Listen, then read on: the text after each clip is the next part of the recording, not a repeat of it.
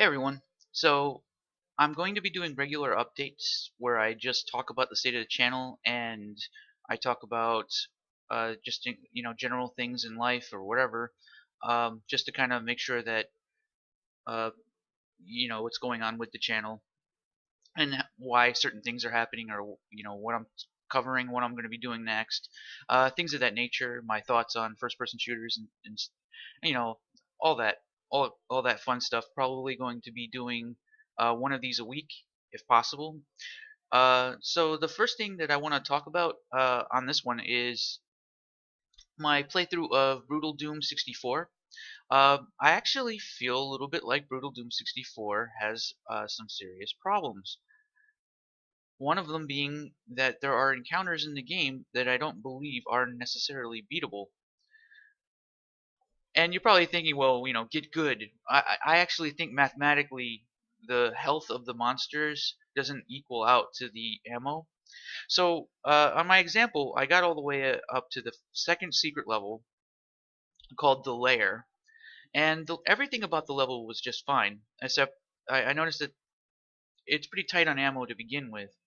And there's a cyber demon that spawns on ultraviolence at the very end, and this cyber demon has to die in order for the exit switch to become available. I don't know if this is how it was in Doom 64, but in Brutal Doom 64, this creates a scenario where I basically have 13 shotgun shells and I have to kill a cyber demon. The cyber demon has about 3,000 health, and given the fact that the rest of the entire level is pretty tight on ammo, I don't think it was actually a very good situation for me, unless maybe there was a secret or two. But on the lair, the second secret level, I pretty much did get 100% of the secrets.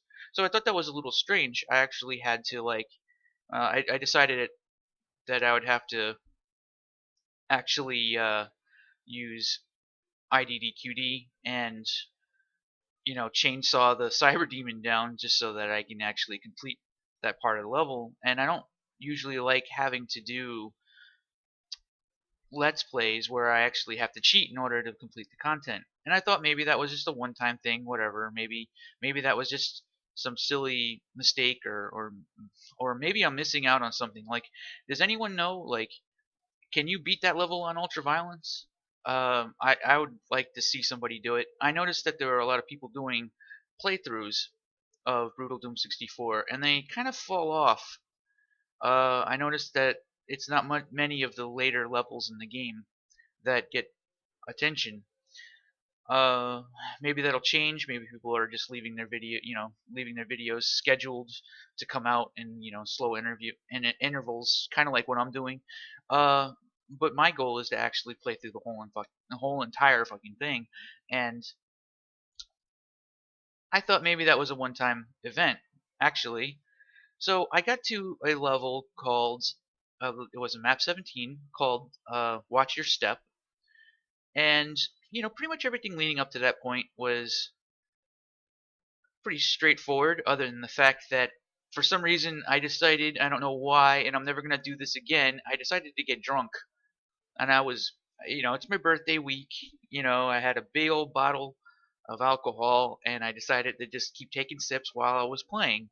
At first, it was fine, and but now that I'm watching these videos, one of the playthroughs, I literally don't remember anything, and I was playing like dog shit. There were like lost souls behind me, like you know, kicking my ass while I'm trying to like shoot something that I couldn't even get a good angle on and stuff. I'm like, oh my god, this is cringe. This is pure fucking cringe. But before I got totally wasted, I got to this level, map 17, Watch Your Step. Now, I went through all of the first part of the level, and at the very end, there's a giant fight, right? The level isn't particularly tight on ammo, but I noticed that there were three spider masterminds. Three. Now, spider masterminds are kind of well known for being mobs that have around 4,000 health. They're the beefiest monsters in the history of Doom. Um, so I'm dealing with 12,000 health worth of bad guys, and they didn't change how much ammo was available in the level. Now, I don't know if Doom 64 had 3 spider masterminds, but I'm assuming it didn't, because this just felt completely and utterly broken. So is this sort of a weird situation right now where, like, either I'm completely missing out on a secret, which I did get 0 secrets when I completed the level, but I don't think there's a secret that's going to give me enough ammo to fucking kill 12,000 health worth of bad guy, right? Not only that, I mean, these spider masterminds don't just stand still while I'm pegging them with, shotgun blasts or something like that. These things do actually fight back, and they will chip you down if you're not careful. So I'm in this, like, okay, like, how the fuck am I supposed to kill these things? Uh, has anyone actually beaten this level, Watch Your Step, on Ultraviolence without cheats? That's a really good question for me, because I I simply can't imagine actually being able to do it. So Brutal Doom 64, you have some serious problems. This is not a perfectly made mod, as far as I can tell. Um, and I wonder if there are a lot of people who are just afraid to admit that they couldn't beat it because they think maybe, oh well, you just need to get good or something like that. But when I look at this, I'm thinking, well, that's a ridiculous fight anyway. You're not supposed to fight that many fucking bad guys, like fucking 4,000 health, uh, chain gun using bad guys like that. So in addition to that, afterwards you fight two fucking cyber demons, two cyber demons at 3,000 health a pop. What? What the fuck? So it's like a 20,000 health worth of bad guys, and you didn't give me more fucking ammo. So at that point, I'm like, all right, guys, like this is this is pretty silly. I think somebody, whoever did this, just didn't playtest it. It didn't think about it. They didn't, they didn't care. Like when you're building this kind of stuff, you're supposed to build around ultraviolence in mind, because that's typically the game mode that has the most bad guys. You have to do that. You have to paying attention to that. Well, anyway, uh, yeah. So I'm wondering if there are going to be other people doing playtests. I mean, the game really does get a lot harder as soon as you start getting around map 8 to around map 10 is when the game starts pulling out some stops. And I don't know how much harder the game's going to get, but you know, there's hard, and then there's just fucking, straight up mathematically impossible to, well, mathematically not likely to be able to actually complete. So I used a cheat code when I got up to the point where the spider masterminds spawn in. I'm behind them, and I IDFA, and I have, max ammo on my backpack. So that's 100 rockets, 600 cells. I commenced to do the fight and get all of the bad guys, like both cyber demons and all 3 spider masterminds. I had 0 rockets and 0 cells at this point. That was utilizing a BFG and my rocket launcher to the best that I possibly can.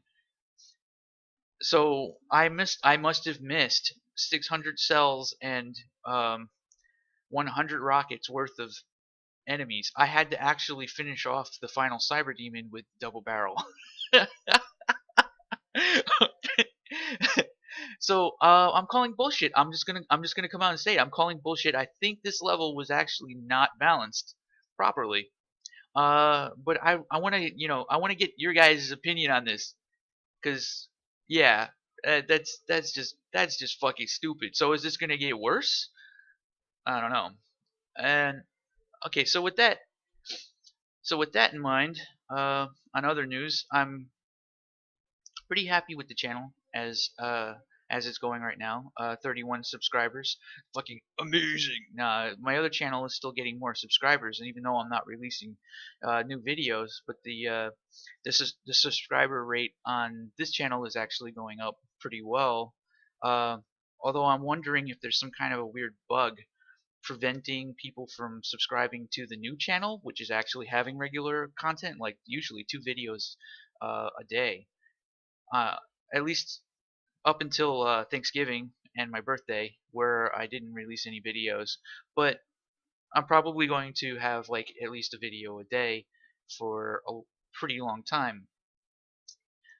But the subscriber count stopped actually going up on the new channel, and the subscriber count on my old channel kept going is still going up.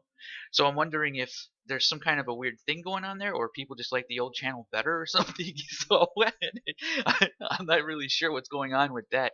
I'll probably try and figure that out. Um,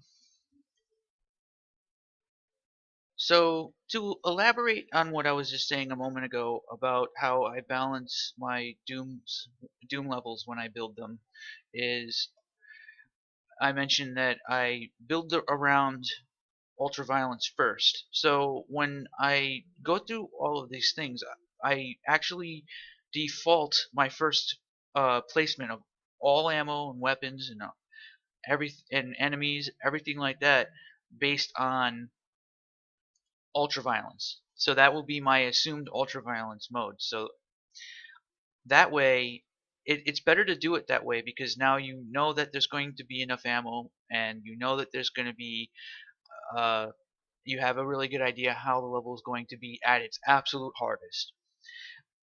It's possible in some cases where people will try to balance around Hurt Me Plenty or something like that, and I've heard of people trying to do that kind of a thing, but I really, really don't recommend ever going that route. So when I build a Doom map, I always build ultraviolence, and then I copy all of the entities, mark them so that they only appear on ultraviolence, and then I duplicate it, duplicate all of them, and then make a Hurt Me Plenty, and then easier difficulty. For some reason I can't even remember what that is. Hey, not too rough. Or something like that. Am I thinking the wrong thing? But yeah, like, so that's just a small pointer for people who make these kinds of things. Like, yeah, like it doesn't make any sense to try to balance around anything other than the absolute hardest difficulty. And then there's things like Nightmare where fuck it, whatever, it doesn't matter anymore. Balance is completely fucked. You can't balance Nightmare because that shotgun guy is going to keep respawning, and he's going to drop a shotgun every time he dies. So balance is, in every respect, is completely worthless. I just wanted to kind of add that in. So in other news not related to Doom, um, I'm noticing some things that are going on currently right now with the arena first-person shooter. Uh, and the topic actually comes up fairly often, even when just talking about something like Overwatch. People claim that arena first-person shooters are no longer viable because they're not fun and things of that nature. I disagree completely. I think that the reason why first-person shooters aren't at least marginally popular right now is because they lack they lack any developers who are interested in creating them that also have the ability to properly market them. And arena first-person shooters are also having a difficult time growing up. For example, Reflex, UT4. UT4 is having all kinds of growing pains right now. Actually, some of those growing pains I want to discuss. Quake Champions is probably going to be a really good example. Diabolical is probably going to be a really good example of a modern day arena first-person shooter. Uh, but you'll hear somebody, even somebody like Thorin will say Quake can never be #1 again, and I really just think it's completely unfair at this point in time because id Software and Epic dropped the ball a long time ago. Epic, less of a long time ago. id Software dropped the ball ages and ages ago, probably around the time that they decided to hand Quake 4 to Raven rather than just making their own fucking game. But with that said, I mean that's a notorious mistake anyway, right? Like, bef- bef- like who hasn't learned from Unreal 2, huh? I mean, you should have. This was back in that day, and you hand Quake off to another developer. You're fucking what, a flagship uh franchise, a flagship franchise, and you handed it to Raven, and you expected what? I mean, Raven can make decent single player games, but they can't fucking make Quake. They can't make fucking Doom. But anyway, with that said, I mean, it's it's it makes no sense to even get fired up about any of that shit right now. It's just that um, arena first person shooters just do not have a modern day equivalent at the moment. Now there are games like Reflex. Reflex is really good. It feels really good. It plays really well. It's utilizing a balance that's close to Quake 3. Quake Live is from 1999, so it makes me want to punch God in the face. But but at least it is the only example of an arena first person shooter with matchmaking. As far as I can tell, none of them have ELO. Like, I don't even know. Like, what is my ELO in Quake Live? I can't bring myself to play the fucking thing. Maybe I should. Maybe I should actually just force myself to figure out what my goddamn ELO is in Quake Live. The thing is that there should be a new game, and there are a lot in the works. Diabolical being one of them. I know that Reflex is supposed to have matchmaking as well.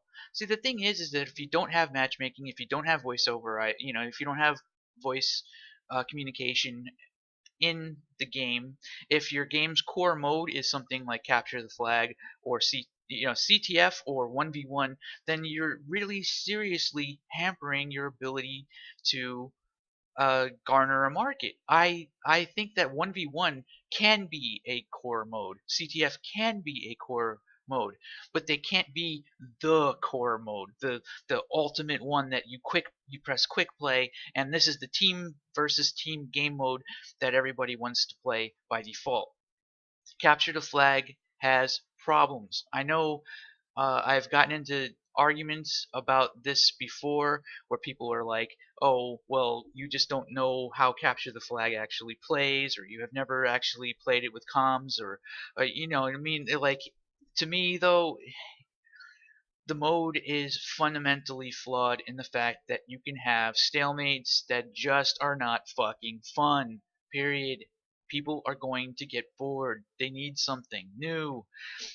A long time ago, like in the era of Unreal Tournament, it was an all-you-can-eat buffet. That was what sold the game. I can play Unreal Tournament. I have Insta-Jib. I have Capture the Flag. I have like 20 different modes. Like, nobody gives a fuck anymore. Nobody cares. Nobody cares about all these other modes. If you don't have a core mode that people give a shit about, you don't have a game. I think that it actually should work, and I think that CS:GO is a really good example of this. Make a core mode, figure out what it is, and make that mode really encompass what the game is. So Unreal Tournament 4 needs to have a core mode like Flag Run. I don't know if Flag Run is necessarily going to be the best idea, but it's at least something. Reflex is a all-you-can-eat buffet still using that same exact mentality. So, and Quake Live is unchanged, fucking fossil. But at least it has 1v1 matchmaking. So on that same note, like a lot of people will sit here and they'll complain about well, why even bother to put matchmaking in a game that only has 100 players? Well, I think that if the game actually had a core mode with matchmaking, even if it is 1v1, it would be a step in the right direction. There might be 200 people playing at that point. Like if you have matchmaking and you have that skill ranking or ELO score, people gravitate to that because now I have a reason to compare my number to other players, and now I have some kind of a basis to actually make a reputation for myself. I have that matters a lot. If you don't have that, you don't have an identity in the game. Like just jumping onto a video game and playing isn't enough anymore, and this all-you-can-eat buffet mentality that plagues arena first-person shooters is old think. It's old think, and it needs to go away. Which is actually pretty interesting too, because people will sit here and say, well, nobody wants to play that style of old school kind of game anymore, right? But then you look at Doom 2016, wow, it's so amazing because it's kind of like playing Doom, right? And then why did people not like the multiplayer? Because it's not like Doom or Quake. Well, what is that? Where does that argument go at that point? I don't know. But the thing is to keep in mind here: if you have a 1v1 matchmaking system, you have ranked play where you can't blame other players. So I think that niche actually is important for first-person shooters in general. One of the things when I'm playing Overwatch is like, oh, there's other players, they're idiots, blah blah blah, and everybody's blaming everybody but themselves. You have nobody to blame but yourself when you lose in a 1v1 in arena first-person shooters. So I actually think that once we start getting a ranked competitive arena first person shooter in a functional state that is modernized at least a little bit, you can actually use that as a reference to dictate your skill. Because when you play an arena first person shooter, you are playing every class from Overwatch at the same fucking time. You got your Pharahs, your rocket launcher, your Junkrat, your grenades. Seriously. But with that said, I actually think that it would be a great way to like bring up in conversation where somebody's complaining about ELO hell. If somebody's complaining about ELO hell, you can go, "Oh yeah, how's your 1v1 ranking in Diabolical?" Because they're not going to add a decent 1v1 mode into Overwatch. They really can't. The way the game is structured, it's okay. It's functional. When I play 1v1 in Overwatch, I'm experiencing a functional, very, very 2D, very, very, there's absolutely no depth. There's no range of skill uh, going on there. The better player generally will win, but a lot of the time, if you get certain characters, you could just one-shot somebody and be done with it. It's nowhere near the same breadth of complexity that you encounter when doing a 1v1 in an arena shooter. One of the reasons why I like playing something like Reflex. Just want to kind of put my 2 cents on the current state of Unreal Tournament 4 being probably one of the best examples of growing pains I've seen in a while. Now, Unreal Tournament is in a particularly bad situation because its greatest strength was its all-you-can-eat buffet mentality that was what skyrocketed it to popularity when that kind of old think was a predominant way to sell the game. But as I've said before, I don't personally believe that that mentality of like having 100 game modes is really what anybody gives a fuck about, because I don't think anybody really cares about having that kind of. In fact, I actually feel that that is a bad thing because it gives people too many options, which then gives them sort of this sort of shocked state, and you don't know what the game is actually supposed to be. I I think that people literally just want to have a quick play button and they click that, or they click the competitive button and they're done. Like that's it. It picks everything for you and you get a good experience, and it keeps it rolling. It doesn't give you a chance to kind of try to get out of it because, and this is particularly bad. Sorry, I'm getting sidetracked again. This is particularly bad in 1v1 when stage fright is a thing, is a very, very real thing. People don't want to get their asses handed to them. So if you give them an opportunity to get stage fright, they're not going to play 1v1. 1v1 is scary as fuck, and a lot of people probably don't want to admit it, but it's absolutely true. But I mean, I'm looking at all of the weapon rebalance and stuff like that, and as I was saying before, Unreal Tournament 4 follows in a all-you-can-eat buffet mentality. The weapons were balanced as such as well. Every single weapon is not a singular archetype, as in what you would find in something like Quake. The in Quake 3, shaft is shaft, rocket launcher is rocket launcher, grenade launcher is grenade launcher, plasma is plasma, shotgun is shotgun, right? In Unreal, it was more like a, you got the 8-ball launcher, you can fire up to 6 rockets at the same time or turn them into grenades, and this is like Unreal. This was the first Unreal, right? It was trying to outdo everything that id brought to the table with no uh mind towards trying to make a simpler, more compact experience.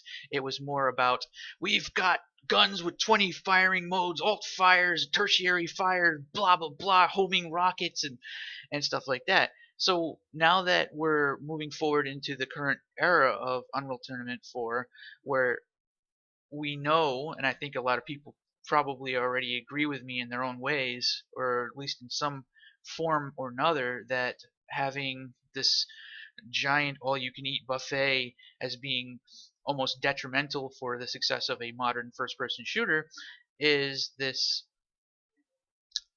is that the game has to now be balanced down and made more pragmatically. So they're having to actually practice pragmatism in order to in order to make the game competitive in today's market, which is now having a lot of direct uh, conflicts of interest when it comes to the player base, who are used to the every gun has like 20 different things. So uh, they remove the grenades from the rocket launcher. And then people were all like backlashing at that. But one of the things to keep in mind about the rocket launcher when it comes to UT4 is that the rocket launcher, over the history of UT, okay, we're going all the way back to the days of the first Unreal. They called it the 8-ball launcher, and that weapon was extremely overpowered. It was. So like when somebody says like, well, the rocket launcher is overpowered, you just don't know it yet. It is. And it always has been. Out of all of the guns in the history of UT, the rocket launcher is easily the most overloaded weapon in the history of arena first-person shooters. Not only does it have homing rockets, it's got ridiculous amount of functionality all rolled into this one weapon that is capable of loading more than one rocket. At one point, it was able to actually load 6 rockets at once, and each of them were doing like 120 damage a pop or some shit like that. Like they would take somebody with fucking shield belt down into near death with like a full stack, like effortlessly, just by fucking peeking somebody for a second down a hallway. Um, so if you look at the rocket launcher, that weapon has been nerfed probably the most out of all of the guns in the history of UT. So we're seeing stuff like that. Like, well, now we have to be more pragmatic. We need to make sure that the weapons follow more of an archetypal design flow, which completely contradicts everything because UT was never about archetypes. It was about every gun fits all situations. I can snipe you with my fucking flat cannon if I feel like it. All I gotta do is hit the secondary, just aim it perfectly, and I can shoot you across the room with the secondary. Like, sure, it's not quite as good as having a shock rifle. The shock rifle is like a sniper rifle, and the sniper rifle is like, but you can get headshots with the sniper rifle. And I would have to say that the sniper rifle was probably the simplest of all the guns, except for it has its own functionality for fucking headshots. So they nerfed the link gun as well to reduce spam. So that this is a weird thing too. They're reducing spam in a game for a game mode like Flag Run, which is going to be mostly about spam anyway. See, it's kind of weird to me that they were trying to reduce spam in the case of the link gun by making it overheat and getting rid of the rocket launcher's grenades so that they can put the bio rifle and the grenade launcher in and probably get rid of the bio rifle altogether. Uh, they were trying to they're trying to reduce spam, but in a team versus team game mode, when you're going through choke points, spam is predominantly how you protect that choke point. Is how you defend.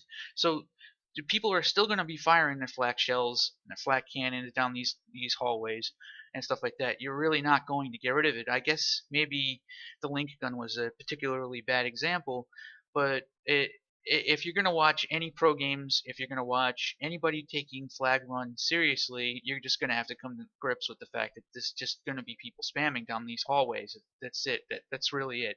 All right, I think this video is getting a little bit longer than it should. But on that same note, the grenade launcher is an interesting weapon, mainly because I've always found that the guess bio rifle was one of the only guns in the game that never really fit. And the grenade launcher doesn't solve the problem. Basically, it's just a slightly different bio rifle. You see, all of the other guns in Unreal Tournament follow this archetypal, or don't follow an archetype in a very strict sense. All of the guns are these sort of malleable, one situation fits all. I can spam down the hallway with shock rifle. I can fucking spam down a hallway with the flak cannon. I can spam down a hallway with all of the guns. Um, the flak cannon might be great up close, but so is a shock rifle. I can still kick someone's ass with a rocket launcher or a shock rifle at close range. So all these weapons, they don't follow an archetypal mindset, but the bio rifle did, and that was the main problem with the bio rifle. That was a core issue with things. So they tried all these things to try and fix the bio rifle, when in fact they should probably just remove the thing from the game because it doesn't fit, and it's never fit. It has never fucking fit in Unreal Tournament. But now people are saying that the grenade launcher doesn't fit. I don't know. You know what? On second thought, let me backpedal on one respect. Unreal Tournament has always been an all-you-can-eat buffet. So to say that a certain gun doesn't fit is actually just false at face value, because everything was in the game. But when you look at how all of the guns in the game actually work, it actually makes sense to just remove the grenade launcher and the bio rifle and put the rocket launcher's grenades back, because the bio rifle is a weapon that you have to switch to for a specific situation. It fits an archetype. It's a weapon that you use only for these specific things, and the fucking things that were done to that gun to make it actually functional is hilarious to me. Slidey blobs, wall sticky things. Somebody wanted to make it so you could charge the damn glob up with a fucking link gun. I don't even know. It doesn't make any sense at all.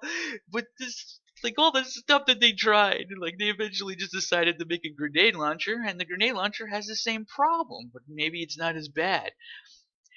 I don't know. If you want the grenade launcher or the bio rifle to fit, you have to make this like an all situation weapon. Make the bio rifle act like a fucking sniper rifle that can blow up blobs or something like that. Like, just give it the ability to do like 15 different things like all of the other guns in the game, and you're probably fine.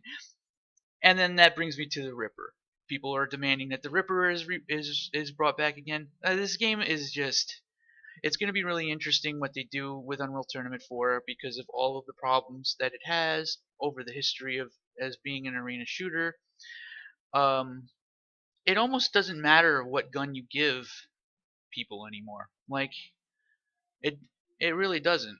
They're going to be deadly with every single gun in the entire game.